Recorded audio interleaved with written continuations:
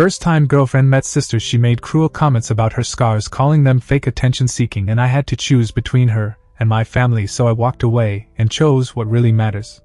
It was not going to be a big deal, that first family meeting with my girlfriend. Honestly, the concern was not how much she was going to like or disapprove of me, but rather how my sister would accept her. My sister Emma, she's complicated. Not in a bad sense, but she's been through a lot, more than most people realize. We don't mention it frequently, but she carries these literal scars, literal ones, on her arms, that scream in a language that I'm still attempting to understand without getting hurt myself. She's wrestled a tough path with depression and self-injury, and honestly, those scars are more than bruises. They're a topography of her pain, endurance, and struggles that she faced alone. So yes, I was apprehensive about how my girlfriend, Mia, would be. I did not expect what happened. I thought, okay, it's just a meeting, dinner in our house, casual, no big whoop. Emma would be present, sitting quietly as she always is, and Mia would get to meet the family. Simple. The night started off normally. We all sat at the dinner table, me trying to keep things light, Mia laughing and conversing as though she wished to be part of things. Emma was quieter than usual, though we can't really expect otherwise. She always gets quiet when there are strangers about, especially those that I invite over. I noticed Mia glance over at Emma's arms. Emma was wearing a short-sleeved shirt that night, which was not her usual style, but I figured maybe she was trying to dress casually, or just unwinding. Then I heard it. A crisp, stinging comment, like a knife cut through the ease of the room. Why does she have all those scratches? Sounds like she's attention-seeking. Mia's flippant and cold comments landed like a bombshell. I bristled for a second because, honestly, I had no idea what to do. One part of me wanted to shut it down immediately, to tell Mia that those scars aren't up for judgment by anyone. But the other part was only stunned. Emma covered behind her hands, trying to hide them better, and I could see her hands trembling under the table. Tension that followed was airtight. I remember my heart pounding in my chest, a mix of anger, humiliation, and sorrow all at once flooding me. Mia did not even appear to have any idea of the seriousness of her words. She just shrugged as if it didn't matter to her. But it was a big deal, to me, to Emma, to all of us in that room. I feel like that was the first time I got to see a side of Mia that I hadn't seen before, the side that was able to be cruel without even realizing it. For a couple of seconds I was there, not sure if I should stand up for my sister or leave. Something inside of me snapped. I couldn't let that go. So I glared at Mia and said, "You don't talk about her like that." My voice was low but firm. She blinked, maybe because she was surprised I was defending myself that way, and said, "I'm just being honest." I shook my head. That's not honesty. That was ignorance. I could sense that she was angry, like I was making a spectacle of myself, but frankly, I just didn't care anymore. Emma sat up, got out of bed, and went to her room, the door closing softly behind her. That sound was like a turning point for me. I felt like I was standing at a crossroads suddenly.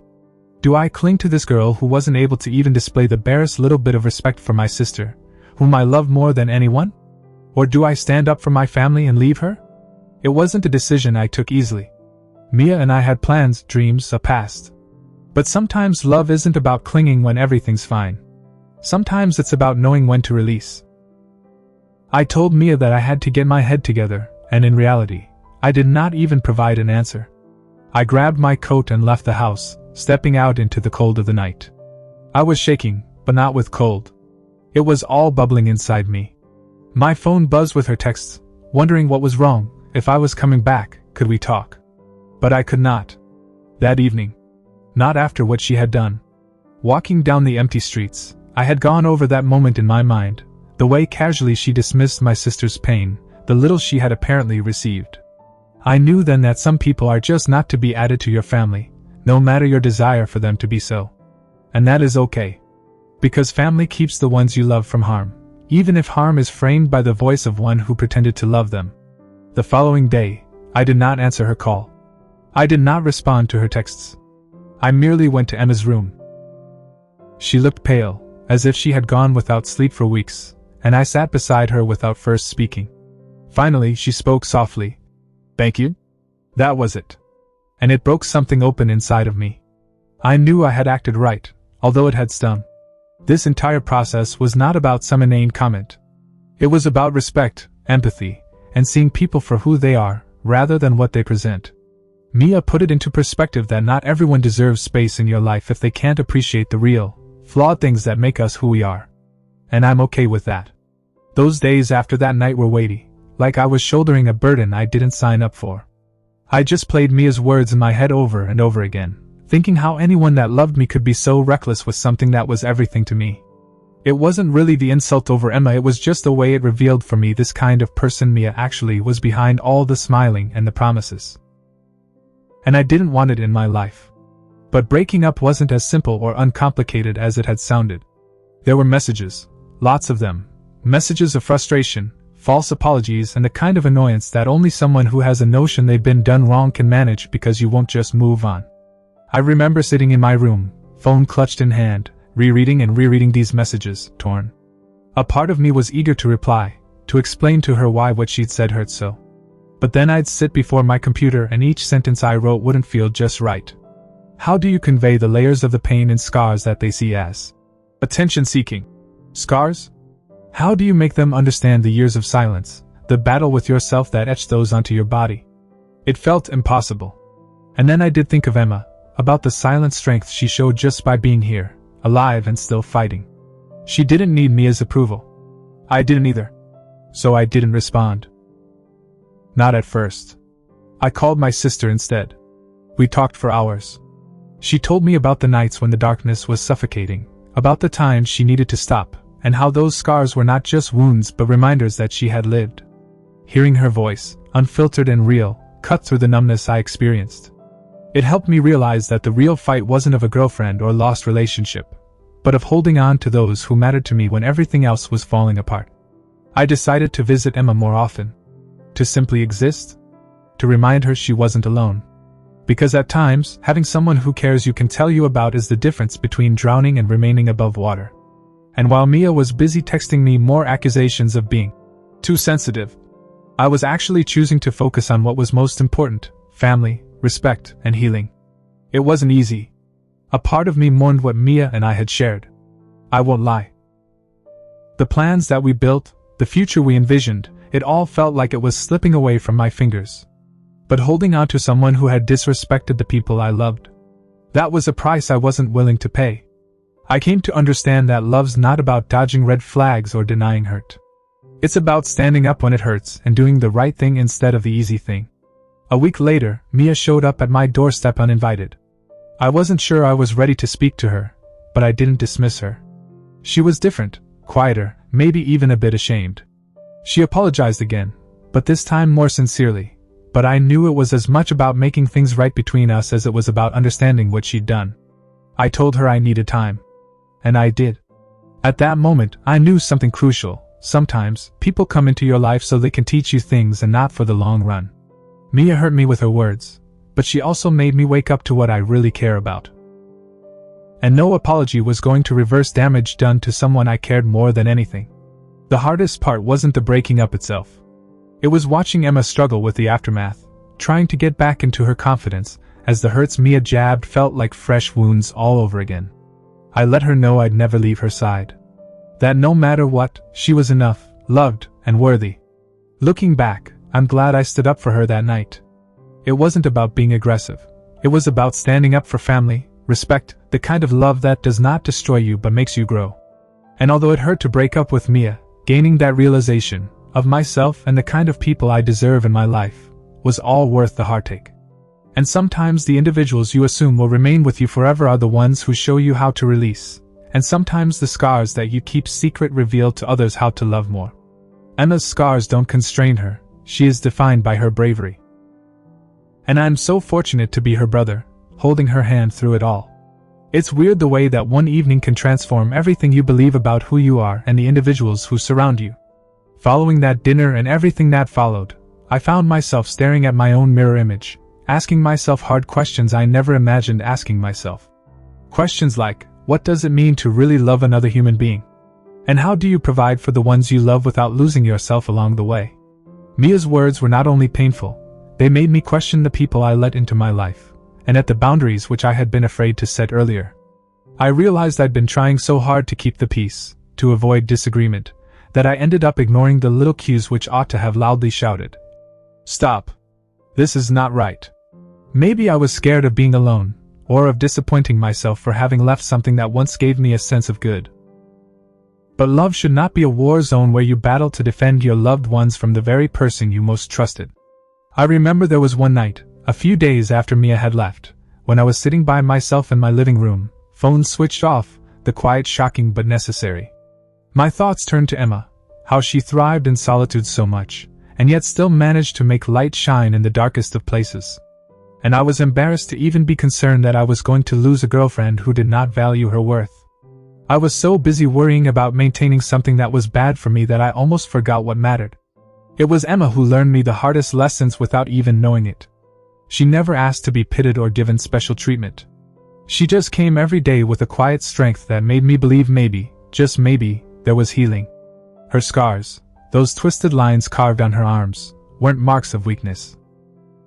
They were proof that she'd walked through the flames and wasn't destroyed.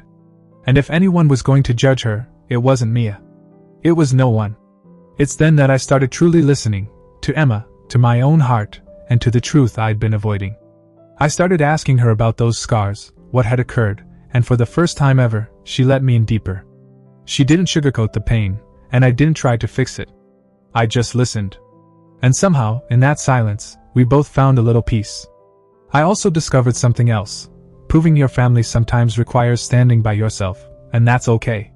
The individuals who truly care about you won't mind if you stand up. They'll respect you more for it, even though it stings.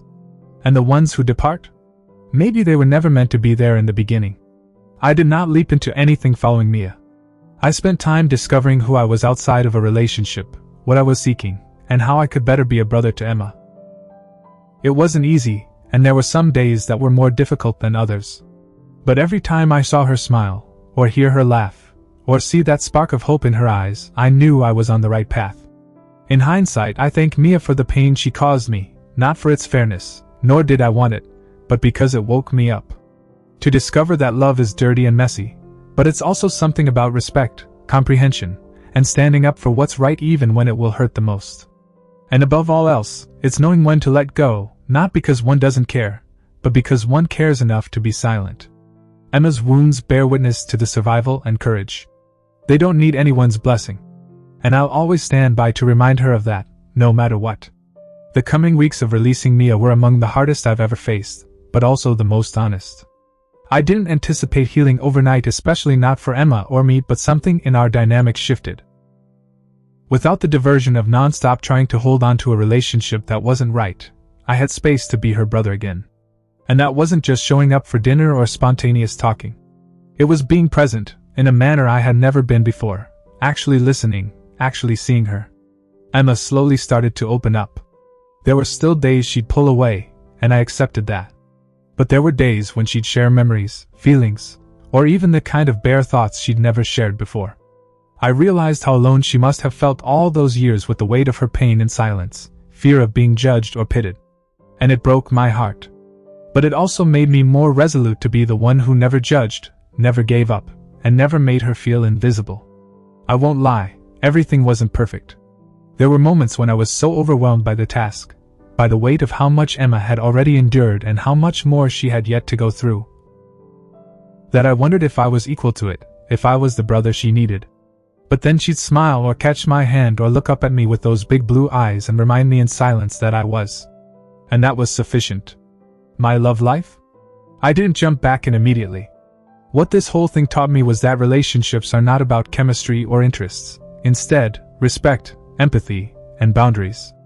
I realized that those who care will embrace the messy part of your life and never ask you to put them first before your family.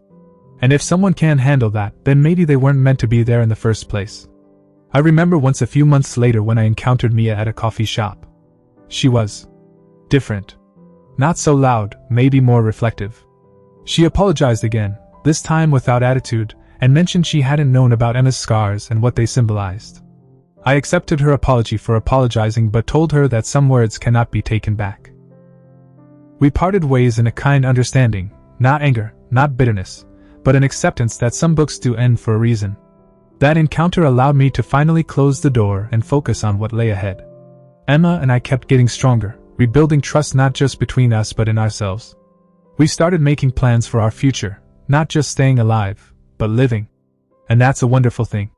I still find myself wondering about that night sometimes. The night Mia spoke those words, the night I got up, the night everything changed. It wasn't standing up for my sister, it was standing up for my own values and finding out what real love really is.